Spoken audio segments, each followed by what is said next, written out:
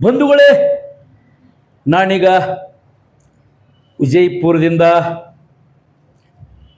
Bagalkot road Hungund ತಾಲೂಕಿನ ನಮ್ಮ 12ನೇ ಶತಮಾನದ ಭವ್ಯ ದೇವರು, 12ನೇ ಶತಮಾನದಲ್ಲಿ ಭಾರೀ ಕ್ರಾಂತಿ ಯೋಗಿ ಬಸವಣ್ಣನವರು ಭಾರೀ ಕ್ರಾಂತಿಯನ್ನು ಮಾಡಿ ಸಮಾಜಕ್ಕೆ, ಮಾನವ ಕುಲಕ್ಕೆ, ಮನುಷ್ಯತ್ವಕ್ಕೆ ಒಂದು ದಿಟ್ಟ ಹೆಜ್ಜೆಯನ್ನು ಇಡಲು ನಮಗೆ ಮಾರ್ಗದರ್ಶನ ನೀಡಿದಂಥ ಮಹಾನ್ ಪೂಜ್ಯ ದೇವರು ಅಣ್ಣ ಬಸವಣ್ಣನವರು.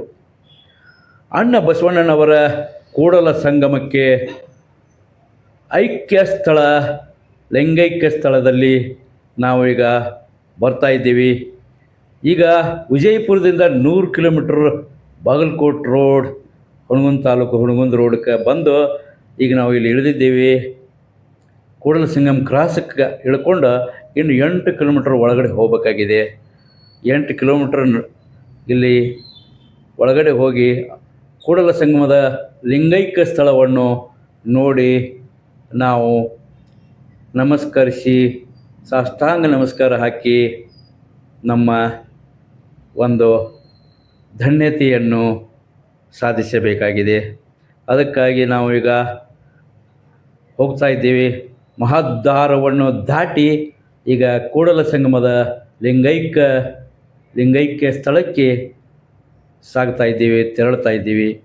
ಅದಕ್ಕೆ ಇನ್ನೂ 8 ಕಿಲೋಮೀಟ್ರ್ ಒಳಗಡೆ ಇದೆ. ಅದಕ್ಕೆ ನಮ್ಮ ಕೆಲವು ಹೆಜ್ಜೆಗಳನ್ನು ಹಾಕಿ ಮುಂದೆ ವಾಹನದ ಮೂಲಕ ಅಲ್ಲಿ ಲಿಂಗೈಕ್ಯ ಸ್ಥಳದ ಒಂದು ಮಹಾದ್ವಾರಕ್ಕೆ ನಾವು ಈಗ ಸಾಗ್ತಾ ಇದ್ದೀವಿ. ಹೇಗೆ ಅಂದರೆ ಅಲ್ಲಿ ಮಹಾದ್ವಾರ ಕೂಡಲ ಸಂಗಮ ದೇವಸ್ಥಾನದ ಒಂದು ದೇವಸ್ಥಾನಕ್ಕೆ ನಾವು ಹೋಗಿ ಅಲ್ಲಿ ಹಣೆ ಹಚ್ಚಿ ನಮಸ್ಕರಿಸಿ ಆಮೇಲೆ ಅಣ್ಣ ಬಸವಣ್ಣನವರು, ಕ್ರಾಂತಿಯೋಗಿ ಬಸವಣ್ಣನವರು, ಅಪ್ಪ ಬಸವಣ್ಣನವರು ಲಿಂಗೈಕ್ಯ ಸ್ಥಳ ಕೂಡಲ ಸಂಗಮ ದೇವಸ್ಥಾನದಿಂದ ಕೆಲವೇ ಹೆಜ್ಜೆಗಳು ಪಕ್ಕದಲ್ಲೇ ಇದೆ. ಎಲ್ಲಿ ಕೂಡಲ ಸಂಗಮ ಅನ್ನತಕ್ಕಂಥ ಒಂದು ಹೆಸರು ಬರಲು ಕಾರಣವೇನೆಂದರೆ ಅಲ್ಲಿ 2 ನದಿಗಳು ಒಟ್ಟಿಗೆ ಸೇರಿವೆ. ಆ 2 ನದಿಗಳು ಯಾವುವು ಅಂದರೆ ಒಂದು ಮಲಪ್ರಭಾ ನದಿ ಮತ್ತು ಕೃಷ್ಣಾ ನದಿ. 2 ಅಲ್ಲಿ ಸಮ್ಮಿಲನಗೊಂಡಿವೆ, ಕೂಡಿ ಹರಿತಾ ಇವೆ. ಅದಕ್ಕಾಗಿ ಅದಕ್ಕೆ ಕೂಡಲ ಸಂಗಮ ಅಂಥೇಳಿ ಅಲ್ಲಿಂದ ಹೆಸರು ಬಂದದ್ದು ಒಂದು ವಿಚಾರ ಹೇಳ್ಬೋದು. ಆದರೆ ಈಗ ನಾವು ಹಾಗೆ ಕೂಡಲ ಸಂಗಮದ ಕ್ರಾಸದ ಒಂದು ಮಹಾದ್ವಾರದಿಂದ ನಾವು ಹೆಜ್ಜೆಗಳನ್ನು ಹಾಕುತ್ತಾ ಭಾರೀ ಗಿಡ ಮರಗಳು ನಮ್ಮನ್ನು ಕೈ ಬೀಸಿ ಕರಿತಾವೆ, ಸ್ವಾಗತಿಸುತ್ತವೆ, ವೆಲ್ಕಮ್ ಮಾಡ್ತೀವಿ ಅಂತಕ್ಕಂಥ ಭಾವನೆಗಳು ಕೂಡ ನಮ್ಮಲ್ಲಿ ಬರ್ತಾ ಇವೆ. ಹಾಗೆ ನಾವು ನಿಸರ್ಗದ ಸೌಂದರ್ಯವನ್ನು ಸವಿಯುತ್ತಾ ಡಬಲ್ ರೋಡ್, ಈ ಕಡೆ ಹೋಗುವುದೂ ಒಂದು ಡಬಲ್ ರೋಡು ಮತ್ತು ಕೂಡಲ ಸಂಗಮ ಲಿಂಗೈಕ್ಯ ಸ್ಥಳದಿಂದ ಬರುವುದು ಒಂದು ಡಬಲ್ ರೋಡ್. ಅದು ಡಬಲ್ ರೋಡ್ ಮಧ್ಯದಲ್ಲಿ ಗಿಡ ಮರಗಳನ್ನು ನೆಟ್ಟಿದ್ದಾರೆ, ಭವ್ಯವಾದ ಗಿಡ ಮರಗಳು. ಸಾಕಷ್ಟು ಟೂರಿಸ್ಟ್ಗಳು ಬರ್ತಾ ಇದ್ದಾರೆ. ಅಲ್ಲಿ ವಾಹನಗಳು, ದೊಡ್ಡ ದೊಡ್ಡ ವಾಹನಗಳು, ಕಾರುಗಳು, ಹೀಗೆ ಅನೇಕ ವಾಹನಗಳು ಮೋಟರ್ ಸೈಕಲ್ ಮೇಲೆ ತಮಗೆ ಸ್ಪೆಷಲ್ ಗಾಡಿ ಮೂಲಕ ಅನೇಕ ವಾಹನಗಳ ಮೂಲಕ ದಿನಾಲೂ ಸಾವಿರಾರು ಜನರು ಭಕ್ತರು, ಅಣ್ಣ ಬಸವಣ್ಣನವರ ಭಕ್ತರು ಬಂದು ಸಾಷ್ಟಾಂಗ ನಮಸ್ಕಾರಗಳನ್ನು ಸಲ್ಲಿಸಿ ತಮ್ಮ ಪೂಜೆ ಸಲ್ಲಿಸಿ ಪುನೀತರಾಗಿ ಧನ್ಯರಾಗುತ್ತಾರೆ. ಈಗ ನೋಡ್ರಿ, ನಾವು ಬಸವಣ್ಣನವರ ಮಹಾದ್ವಾರ ದಾಟಿ ಈಗ 1 ಕಿಲೋಮೀಟ್ರ್ ಒಳಗಡೆ ಬಂದಿರಬೇಕು. ಇನ್ನೂ ಎಷ್ಟು ಕಿಲೋಮೀಟ್ರ್ ಅಣ್ಣವ್ರಿದ? 7 ಕಿಲೋಮೀಟ್ರ್ ಐತಿದೆ. ನಮ್ಮ ರಿಕ್ಷಾ ಡ್ರೈವರ್ ಬಸವಣ್ಣನವರ ಒಂದು ಶಕ್ತಿ ಸ್ಥಳ, ಮುಖ್ಯ ಸ್ಥಳ, ಅಲ್ಲಿ ಮಾಡ್ತಾ ಇದ್ದೀವಿ. ಇನ್ನು 7 ಕಿಲೋಮೀಟ್ರ್ ಮುಂದೆ ಇದೆ ಅಂತ ಹೇಳ್ತಾ ಇದ್ದಾರೆ. 7 ಕಿಲೋಮೀಟ್ರ್ ನಾವು ರಿಕ್ಷಾ ಹತ್ಕೊಂಡು ಈಗ 1-1.5 ಕಿಲೋಮೀಟ್ರ್ ಮುಂದೆ ಬಂದಿರ್ಬೋದು. ಇನ್ನು 7 ಕಿಲೋಮೀಟ್ರ್ ನಾವು ಹೋಗಬೇಕಾಗಿದೆ. 7 ಕಿಲೋಮೀಟ್ರ್ ಹೋಗಿ ಮುಂದೆ ಬಸವಣ್ಣವರ ಲಿಂಗೈಕ್ಯ ಸ್ಥಳವನ್ನು ನಾವು ತಲುಪ್ತೀವಿ. ಅಲ್ಲೇ ಮುಂದೆ ವಿಶೇಷ ಕಾಣಿದ್ದನ್ನು ನಾವು ಮತ್ತೆ ನಿಮಗೆ ಪಡಿಸ್ತೀವಿ. Thank you. ನಮ್ಮ ಅರ್ಜುನ್ ಸರ್ ಅವರು ಭಾರಿ ಖುಷಿ ಪಡ್ತಾ ಇದ್ದಾರೆ. ಯಾಕಂದರೆ ಈ ಸ್ಥಳದ ಮಹಿಮೆನೇ ಅಂಥದ್ದು, ಭಾಳ ಮಹತ್ವವಾದ ಒಂದು ಸ್ಥಳ. ಭಾರಿ ಸಮಾಧಾನ, ಶಾಂತಿ, ನೆಮ್ಮದಿ, ತೃಪ್ತಿ ಎಲ್ಲ ಕೊಡುವಂಥ ಸ್ಥಳ ಇದು. ನಾವು ತಗೋತಾ ಇದ್ದೀವಿ ಈಗ ಜಸ್ಟ್. ಯಾಕಂದ್ರೆ ನಮ್ಮ ಪುನೀತ್ ರಾಜ್ಕುಮಾರ್ ಸರ್ ಅವರ ಒಂದು ವಿಡಿಯೋ ಮಾಡಬೇಕಂತ ಅನಿಸ್ತು ನಮ್ಗೆ. ಸರ್ವರಿಗೂ ಹಾರ್ದಿಕ ಸ್ವಾಗತ. ನಮ್ಮ KMF ವಿಶೇಷವಾದ ನಮ್ಮ ಕರ್ನಾಟಕದ ಒಂದು ರೈತರ ಒಂದು ಸಂಸ್ಥೆ ಅನ್ಬೋದು. ಇಲ್ಲಿ Nandini KMF Karnataka milk foundry ಸರ್ಕಾರದ ಒಂದು ಈ ಸಂಸ್ಥೆ. ಅದಕ್ಕಾಗಿ ನಮ್ಮ power star Puneeth Rajkumar sir ಅವರು ಇದಕ್ಕೆ ಯಾವಾಗಲೂ ಅವರು ಅಂಬಾಸಡರ್ ಆಗಿದ್ದರು. ಅವರು ಎಲ್ಲ ಈ ನಂದಿನಿ ಮಿಲ್ಕ್ KMFದ ಒಂದು ಪ್ರಚಾರಗಳನ್ನು ಫ್ರೀಯಾಗಿ ಮಾಡಿಕೊಟ್ಟಿರ್ತಾರೆ. ಫ್ರೀಯಾಗಿ ನಮ್ಮ power star Puneeth Rajkumar sir ಅವರು ಕೊಟ್ಟಿದ್ದರು. ಅದಕ್ಕಾಗಿ ಅವರನ್ನು ಒಂದು ಭಾವಚಿತ್ರ ನೇರವಾಗಿ ಬರೀ KMFದವರು ಕಂಪ್ನಿ ನೋಡಿದ್ರೆ ನಮ್ಗೆ ಭಾಳ ಖುಷಿ ಆಗ್ತದೆ. ಕರ್ನಾಟಕ ಸರ್ಕಾರದ ಒಂದು ಈ ಸಂಸ್ಥೆ. ಎಲ್ಲ ಥರ ಅಗ್ರಿ ನ್ಯಾಚುರಲ್ ಫುಡ್ ಇದು, ಯಾವುದೇ ಕೆಮಿಕಲ್ಸ್ ಭಾಳಷ್ಟು ಮಿಕ್ಸ್ ಇರೋದಿಲ್ಲ. ಅದಕ್ಕೆ ಸರ್ಕಾರದ ಒಂದು ಇದಕ್ಕೆ ಇದು ಐತಿ, ಇದಕ್ಕೆ ಮಾನ್ಯತೆ ಐತಿ. ಹೌದು. ಅದಕ್ಕೆ ಮತ್ತು ನಮ್ಮ ಪವರ್ ಸ್ಟಾರ್ ಎಲ್ಲ ಒಳ್ಳೆಯ ಫುಡ್ ಎಲ್ಲ KMFದು ಯಾವುದೋ ಹೇಳೋದು ಪ್ರಾಬ್ಲಮ್ ಇಲ್ಲ. ಮತ್ತು ನೀರು ಮತ್ತು ಹಾಲು, ಇವು ಬಾದಾಮಿ ಹಾಲು, ತುಪ್ಪ ಎಲ್ಲ ಇವು ನಮ್ಮ ಕರ್ನಾಟಕ KMFದಿಂದ ಯಾವ ಒಂದು ಪ್ರಾಡಕ್ಟ್ಗಳು ಅದಾವಲ್ಲ ಎಲ್ಲ ಉತ್ಪನ್ನಗಳ ಇನ್ನು ಮಾರ್ತಿರಲಿಲ್ಲ. ನಮಗೆ ಭಾಳ ಸಂತೋಷ ಇತ್ತು. ಅದರಲ್ಲೂ ನಮ್ಮ power star Puneeth Rajkumar sir ಅವರು ಈ ಒಂದು KMFಕ್ಕೆ ನೀವು ತೊಗೊಂಡ್ರಲ್ಲ KMFಕ್ಕೆ ಅವರು ಏನಾಗಿದ್ರು ಅಂಬಾಸಡರ್ ಆಗಿದ್ರು. ಅಂದರೆ ಫ್ರೀಯಾಗಿ ಪ್ರಚಾರ ಮಾಡಿಕೊಡ್ತಿದ್ರು, ಯಾವುದೋ ಹಣದ ಆಸೆ ಮಾಡ್ತಿದ್ದಿಲ್ಲ. ಅದು ನಮ್ಮ ರೈತ ಜೀವಿಗಳಿಗೆ ಒಂದು ಮಾಡಿದಂಥ ಅವರು ದೊಡ್ಡದಾದಂಥ ಒಂದು ವಿಶೇಷವಾದಂಥ ಇದು. ಸರ್ ಹೇಳಿ ಏನಂತ Ramesh Hollikeri. Thank you sir. Rajkumar ಬಂಧುಗಳೇ, ನಾವೀಗ ಒಂದು 8 ಕಿಲೋಮೀಟ್ರ್ ಕೂಡಲಸಂಗಮ ಕ್ರಾಸ್ದಿಂದ ಒಳಗಡೆ ಬಂದಿದ್ದೇವೆ. 8 ಕಿಲೋಮೀಟ್ರ್ ದಾಟಿಕೊಂಡು ಈಗ ಹತ್ತಿರ ಕೂಡಲಸಂಗಮದ ದೇವಸ್ಥಾನದ ಹತ್ತಿರ ಬಂದಿದ್ದೀವಿ. ಕೂಡಲಸಂಗಮ ದೇವಸ್ಥಾನದ ಹತ್ತಿರ ಬರುವಾಗ ಇಲ್ಲಿ ಅಂಗಡಿಕಾರರು ಮತ್ತು ಕಾಯಿ ಕರ್ಪೂರ ಮಾರುವ ಒಂದು ಸ್ಥಳ, ಸ್ಟಾಲ್ಗಳು, ಅಂಗಡಿಗಳು ಇರುವುದರಿಂದ ಮತ್ತು ಇಲ್ಲಿ ಸಾಕಷ್ಟು ಭಕ್ತಾದಿಗಳು ಅನ್ನಬಹುದು ಅಥವಾ ಪ್ರವಾಸಿಗರು ಅನ್ನಬಹುದು. ದೂರದಿಂದ ಮಹಾರಾಷ್ಟ್ರದಿಂದ, ಈ ಕಡೆ ಬೆಂಗಳೂರು, ತಮಿಳುನಾಡು, ಹೈದರಾಬಾದ್ನಿಂದ, ಸೊಲ್ಲಾಪುರದಿಂದ ಬಂದಂಥ ಭಕ್ತರನ್ನು ನಾವು ಈಗಾಗಲೇ ಅವರನ್ನು ಪರಿಚಯ ಮಾಡಿಕೊಂಡಿದ್ದೇವೆ. ಹಾಗೆ ದೂರದಿಂದ ಬಂದು ಈ ಒಂದು ಸ್ಥಳ ನೋಡುವುದು ಎಷ್ಟೊಂದು ಕೌತುಕ. ಇಲ್ಲಿ ನೋಡಿ, ಸಾಕಷ್ಟು ಏಕ್ದಮ್ ಒಮ್ಮೆ ಜನರು ಬರಬಾರ್ದು ಅಂಥೇಳಿ ಅಡೆತಡೆಯ ಒಂದು ರಸ್ತೆಗಳನ್ನು ಮಾಡಿದ್ದಾರೆ. ಇಲ್ಲಿ ಅಡೆತಡೆ ರಸ್ತೆಗಳಿಂದ ನಾವು ನಿಧಾನವಾಗಿ ಹೋಗಿ ದೇವಸ್ಥಾನಕ್ಕೆ ತಲುಪಬಹುದು ಅಂಥೇಳಿ ಆ ಒಂದು ಅಡೆತಡೆ ರಸ್ತೆಗಳನ್ನು ಇಲ್ಲಿ ಹಾಕಿದ್ದಾರೆ. ಮುಂದೆ ನಾವೀಗ ಅತೀ ಸಮೀಪ ಬಂದಿದ್ದೇವೆ. ಕೂಡಲಸಂಗಮ ದೇವಸ್ಥಾನ ಅಲ್ಲಿ ಕಾಣ್ತಾ ಇದೆಯಲ್ಲ ದ್ವಾರ, ಅದೇ ನೋಡಿ ಕೂಡಲಸಂಗಮ ದೇವಸ್ಥಾನ. ಆ ದೇವಸ್ಥಾನಕ್ಕೆ ನಮ್ಮ ಅಣ್ಣ ಬಸವಣ್ಣನವರು ಕಲ್ಯಾಣದಲ್ಲಿ, ಅವರು ಕಲ್ಯಾಣ ರಾಜ್ಯದಲ್ಲಿ ಬಿಜ್ಜಳ ಅರಸರ ಒಂದು ಆಸ್ಥಾನದಲ್ಲಿ ಅವರು ಮಹಾಮಂತ್ರಿಯಾಗಿದ್ದರು. ಅವರ ಮಹಾಮಂತ್ರಿ ಒಂದು ಕೆಲಸ ಭಾಳ ಅದ್ಭುತವಾಗಿತ್ತು, ಅಪಾರವಾಗಿತ್ತು. ಅವರ ಸೇವೆ ಸಮಾಜಕ್ಕೆ ಭಾರಿ ಪೂರಕವಾಗಿತ್ತು, ಶಕ್ತಿದಾಯಕವಾಗಿತ್ತು, ಶಾಂತದಾಯಕವಾಗಿತ್ತು. ಅದಕ್ಕಾಗಿ ಆ ಒಂದು ಅಣ್ಣ ಬಸವಣ್ಣನವರು ಪೂಜಿಸತಕ್ಕಂಥ ಮತ್ತು ಭಾರಿ ಭಕ್ತಿ ಇಟ್ಟು ಅವರು ವಚನಗಳಲ್ಲಿ ಬರೆಯುವಾಗ ಈ ವಚನಗಳಲ್ಲಿ ಕೂಡಲ ಸಂಗಮ ದೇವ ಅಂತ ಹೇಳಿ ಬರೀತಾರಲ್ಲ, ಆ ಕೂಡಲ ಸಂಗಮ ದೇವರ ದೇವಸ್ಥಾನನೇ ಇದು ನಾವು ಕಾಣ್ತಾ ಇರೋದು ಈಗ ಮುಂದೆ ಬರ್ತಾ ಇದೆ. ಈ ದೇವಸ್ಥಾನ ಕೂಡಲ ಸಂಗಮ ದೇವಸ್ಥಾನ. ಅದಕ್ಕೆ ಅಣ್ಣ ಬಸವಣ್ಣನವರು ತಮ್ಮ ಸಾವಿರಾರು ವಚನಗಳಲ್ಲಿ ಅವರು ಕೂಡಲ ಸಂಗಮ ದೇವ ಕೂಡಲ ಸಂಗಮ ದೇವ ಅಂಥೇಳಿ ಅಂದಿದ್ದಾರೆ. ಹೇಗೆಂದರೆ ಒಂದು ವಚನ ನಾನು ಹಾಡಿ ತೋರಿಸ್ತೀನಿ. ಎಲ್ಲಿ ನೋಡಿದಲ್ಲಿ ಮನ ಬೆಳೆಸಿದಡೆ, ಎಲ್ಲಿ ನೋಡಿದಲ್ಲಿ ಮನ ಬೆಳೆಸಿದಡೆ, ಆನೆ ನಿಮ್ಮಾನೆ ನಿಮ್ಮ ಪ್ರಮಥರಾಣಿ, ನಿಮ್ಮ ಪ್ರಮಥರಾಣಿ, ಪರವಧುವನು ಮಹಾದೇವಿಯಂಬೆ, ಕೂಡಲ ಸಂಗಮ ದೇವ ಕೂಡಲ ಸಂಗಮ ದೇವ ಕೂಡಲ ಸಂಗಮ ದೇವ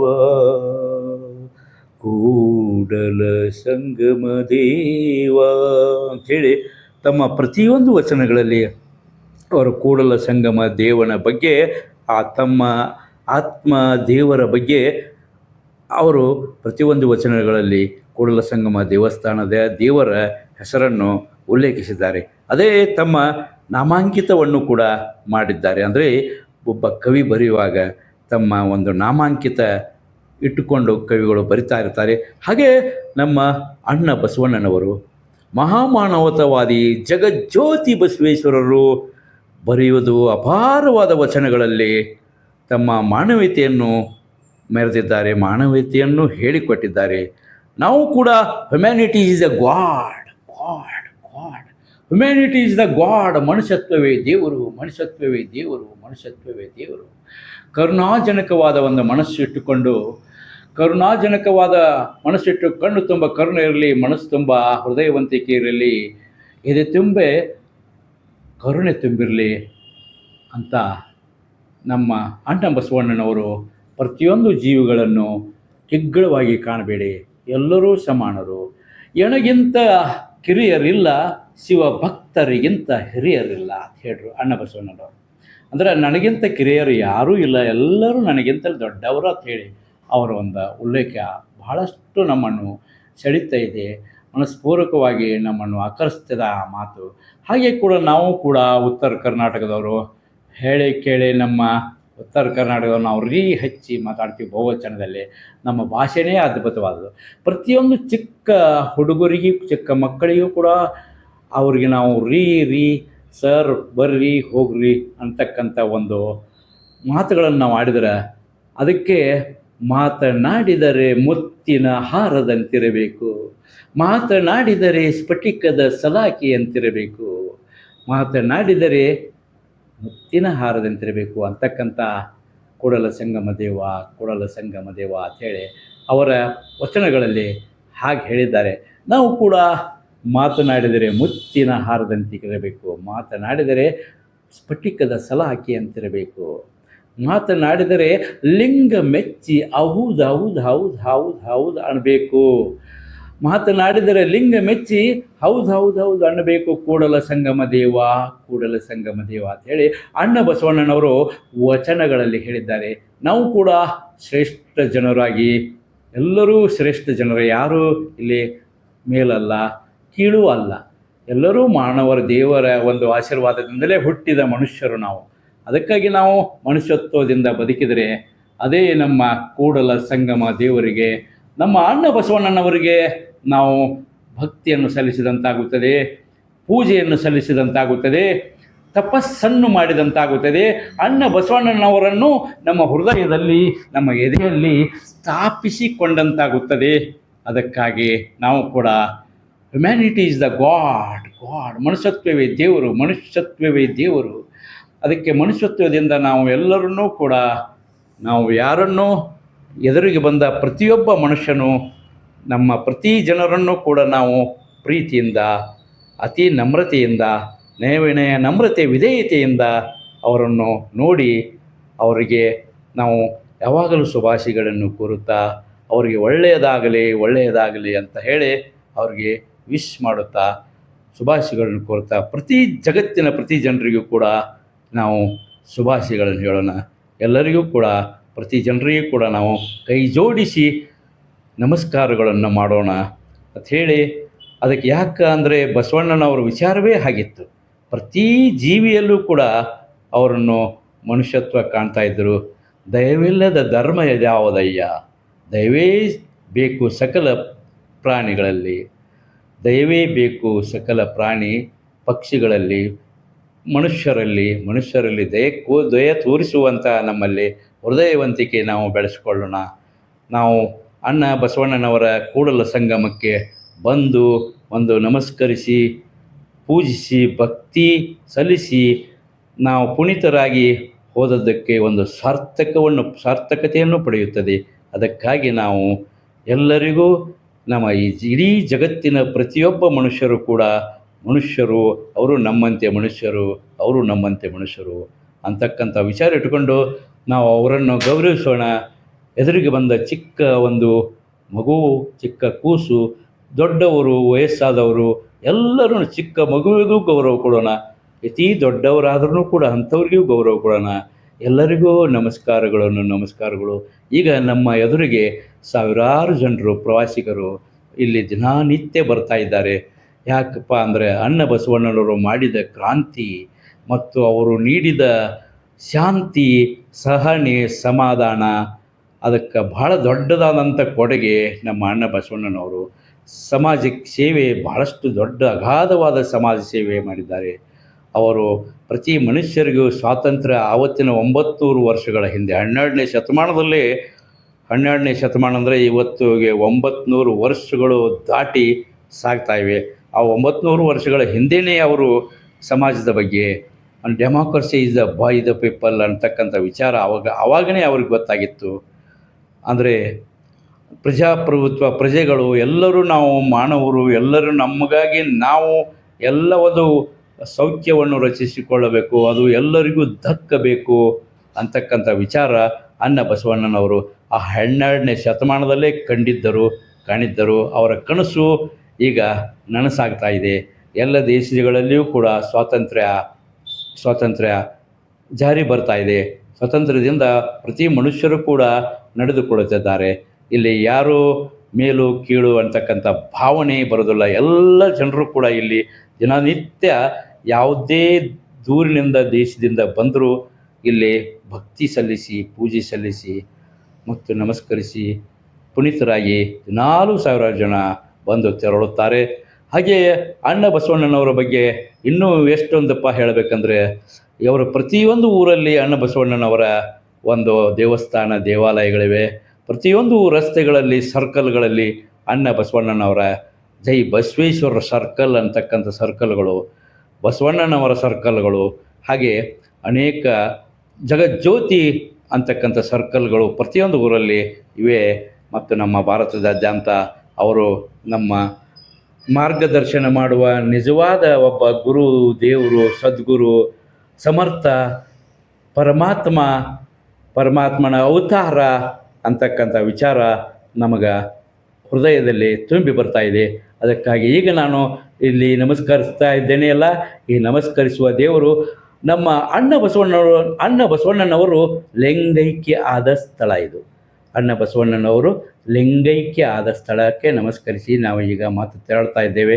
ಈಗ ಬಂದು ಈ ಬರುವ ಒಂದು ಯಾಕಪ್ಪ ಈಗ ಮಾಡಿ ನಾವು ಈ ಕಟ್ಟೆಗಳ ಸ್ಟೆಪ್ಗಳನ್ನ ಇಡ್ತಾ ಇದ್ದೇವೆ ಅಂದರೆ, ಇಲ್ಲಿ ಮಲಪ್ರಭಾ ಮತ್ತು ಕೃಷ್ಣಾ ನದಿ ಎರಡೂ ಕೂಡ ಇಲ್ಲಿ ಸಂಗಮವಾಗಿದೆ. ಎರಡೂ ಕೂಡ ಈ ಸಂಗಮ ಸ್ಥಳದಲ್ಲಿ ನೀರು ಇರುವುದರಿಂದ ಇಲ್ಲಿ ದೇವಸ್ಥಾನ ಅದು ಅಲ್ಲಿ ಅಷ್ಟು ಕಾಣದೇ ಇರಬಾರ್ದು, ಅಥವಾ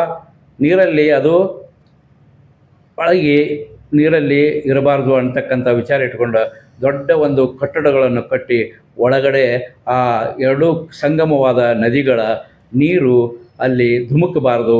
ಆ ದೇವಸ್ಥಾನಕ್ಕೆ ಲಿಂಗೈಕ್ಯ ಸ್ಥಳಕ್ಕೆ ನಮ್ಮ ಭಕ್ತರು ಸರಳವಾಗಿ ಬಂದು ಹೋಗುವ ಒಂದು ನೀರ ತೊಂದರೆ ಆಗಬಾರ್ದು ಅಂತಕ್ಕಂಥ ಒಂದು ದೊಡ್ಡ ಬೃಹತ್ತಾಕಾರದ ಒಂದು ಕಟ್ಟಡ, ಆ ಇಳಿಜಾರಾದ ಒಂದು ಬಾವಿ, ಆ ಬಾವಿಯಲ್ಲೇ ಲಿಂಗೈಕ್ಯವಾದ ಒಂದು ಸ್ಥಳದ ದೇವಸ್ಥಾನ. ಆ ದೇವಸ್ಥಾನಕ್ಕೆ ಹಣೆ ಹಚ್ಚಿ ದಿನಾಲೂ ಸಾವಿರಾರು ಜನ ಭಕ್ತರು ತೆರಳುತ್ತಾರೆ. ಅದಕ್ಕೆ ನಮಸ್ಕರಿಸಿ ಪೂಜಿಸಿ ವಿಭೂತಿ ಭಸ್ಮ ಧರಿಸಿ ಆ ಭಕ್ತಿಯಿಂದ ದೇವಸ್ಥಾನಕ್ಕೆ, ಆ ಲಿಂಗಕ್ಕೆ, ಶಿವಲಿಂಗಕ್ಕೆ, ನಮ್ಮ ಅಣ್ಣ ಬಸವಣ್ಣನವರ ಒಂದು ಪಾದ, ಅದು ಅವರ ಒಂದು ಲಿಂಗಕ್ಕೆ ಸ್ಥಳಕ್ಕೆ ಅವರು ಎಲ್ಲ ಭಕ್ತಾದಿಗಳು ಬಂದು ವಿಶ್ರಾಂತಿ ಪಡೆಯುತ್ತಾರೆ. ಹಾಗೆ ಕೂತ್ಕೊಂಡಿದ್ದಾರೆ ನೋಡಿ ಹಾದಿಯಲ್ಲಿ. ಆ ಚಿಕ್ಕ ಮಕ್ಕಳು ಕೂಡ ಇದ್ದಾರೆ. ದಿನಾಲು ಶೈಕ್ಷಣಿಕ ಪ್ರವಾಸವೆಂದು ಸರ್ವಶ್ರೇಷ್ಠ ವಿದ್ಯಾರ್ಥಿನಿಯರು ಕೂಡ ಇಲ್ಲಿ ಸಾಕಷ್ಟು ಜನ ದಿನಾಲು ಸಾವಿರಾರು ಜನ, ಅದರಲ್ಲೂ ರವಿವಾರ, ಶನಿವಾರ ಅಥವಾ ಹಿಂಗೆ ಸೂಟಿ ರಜೆಯ ದಿನಗಳಲ್ಲಿ ಶೈಕ್ಷಣಿಕ ವಿದ್ಯಾರ್ಥಿಗಳಾದ ಸರ್ವಶ್ರೇಷ್ಠ ವಿದ್ಯಾರ್ಥಿನಿಯರು ಕೂಡ ಇಲ್ಲಿ ಬಂದು ಪೂಜೆ ಸಲ್ಲಿಸಿ, ಅಣ್ಣ ಬಸವಣ್ಣನವರ ಜ್ಞಾನ ಎಷ್ಟು ಅಗಾಧವಾಗಿತ್ತು, ಅವರ ಒಂದು ವಚನಗಳಲ್ಲಿ ಎಷ್ಟೊಂದು ಅದ್ಭುತವಾದ ಮಾರ್ಗದರ್ಶನ ಮತ್ತು ಶಕ್ತಿ, ಭಕ್ತಿ, ಶಾಂತಿ, ಸಹನೆ ಅಂತಕ್ಕಂಥ ವಿಚಾರಗಳು ಎಷ್ಟೊಂದು ಅಗಾಧವಾಗಿವೆ ಅನ್ನೋದನ್ನು ತಿಳಿದುಕೊಂಡು ದಿನಾಲು ಸಾವಿರಾರು ಸರ್ವಶ್ರೇಷ್ಠ ವಿದ್ಯಾರ್ಥಿನಿಯರು, ಗುರುಗಳು, ಜ್ಞಾನವಂತರು, ಬುದ್ಧಿವಂತರು, ಬುದ್ಧಿಜೀವಿಗಳು ಬರ್ತಾಯಿದ್ದಾರೆ ನೋಡಿ ಬಂಧುಗಳೇ. ನಾವೀಗ ಲಿಂಗೈಕ್ಯ ಸ್ಥಳ, ಬಸವಣ್ಣನವರ ಲಿಂಗೈಕ್ಯ ಸ್ಥಳ, ಅಲ್ಲಿ ನಮಸ್ಕರಿಸಿ ನಾವು ಈಗ ತೆರಳುತ್ತಾ ಇದ್ದೇವೆ. ಮೇಲೆ ಸ್ಟೆಪ್ಗಳನ್ನು ಹತ್ತುತ್ತಾ ಇದ್ದೇವೆ.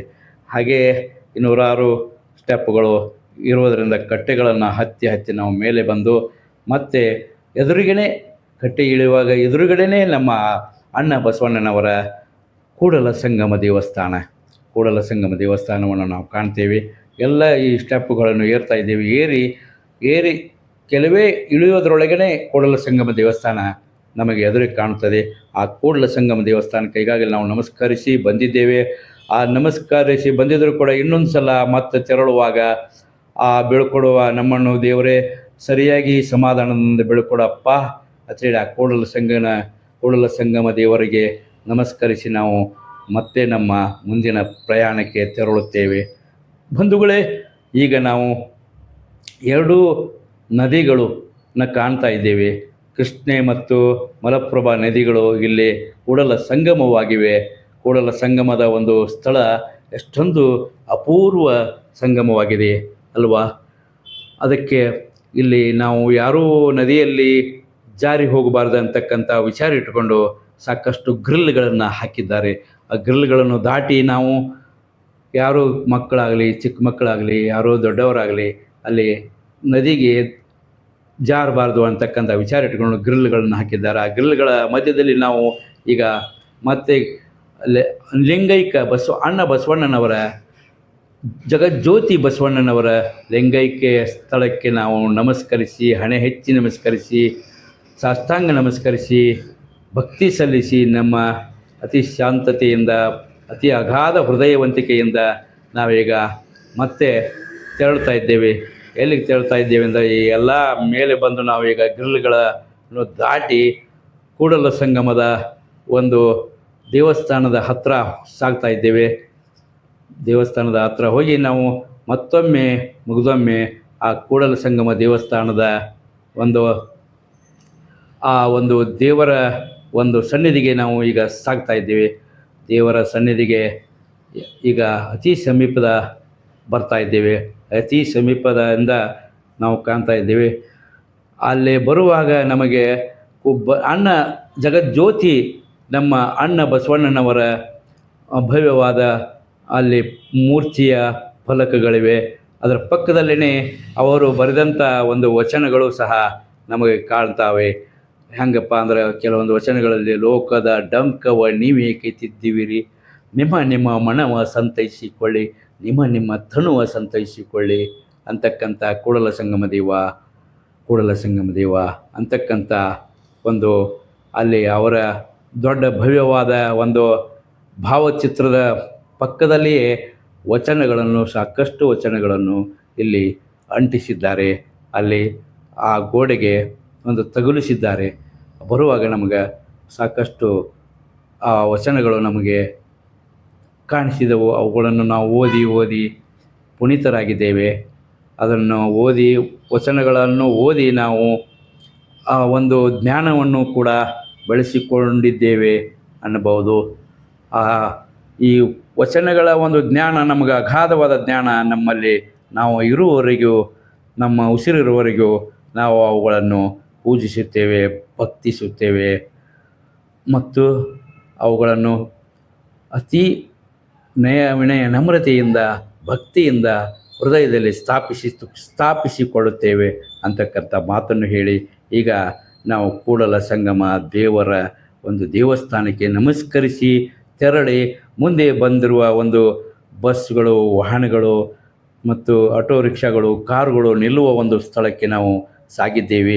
ತೆರಳಿ ಈಗ ದೂರ ಬಂದು ಮುಂದೆ ಅಲ್ಲಿ ಒಂದು ಕೂಡ ಇಲ್ಲಿ ಅಪ್ಪ ಬಸವಣ್ಣನವರ, ಜಗಜ್ಯೋತಿ ಬಸವಣ್ಣನವರ ಒಂದು ಇಲ್ಲಿ ಸರ್ಕಲ್ ಥರ ಮಾಡಿ ದೊಡ್ಡ ಒಂದು ಮೂರ್ತಿಯನ್ನು ಆ ಸರ್ಕಲ್ದಲ್ಲಿ ಇಟ್ಟು ಎಲ್ಲರಿಗೂ ಕಾಣುವಂತೆ ಮಾಡಿದ್ದಾರೆ. ದೊಡ್ಡ ಒಂದು ಮೈದಾನದಲ್ಲಿ ದೊಡ್ಡ ಒಂದು ಸರ್ಕಲ್ ಸ್ಥಾಪಿಸಿ ನಮ್ಮ ಅಪ್ಪ ಜಗಜ್ಯೋತಿ ಬಸವಣ್ಣನವರ ಒಂದು ಭವ್ಯವಾದ ಮೂರ್ತಿಯನ್ನು ಸ್ಥಾಪಿಸಿದ್ದಾರೆ.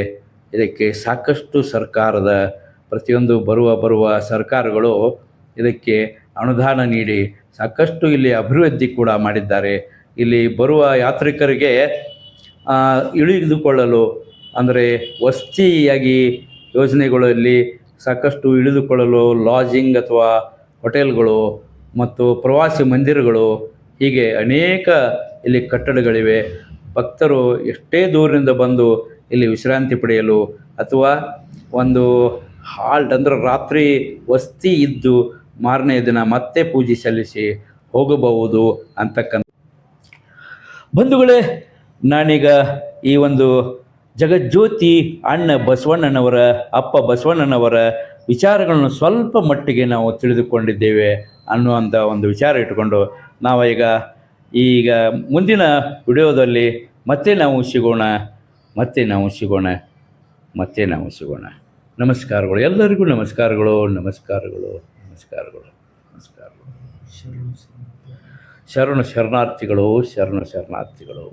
ಶರಣಾರ್ಥಿಗಳು.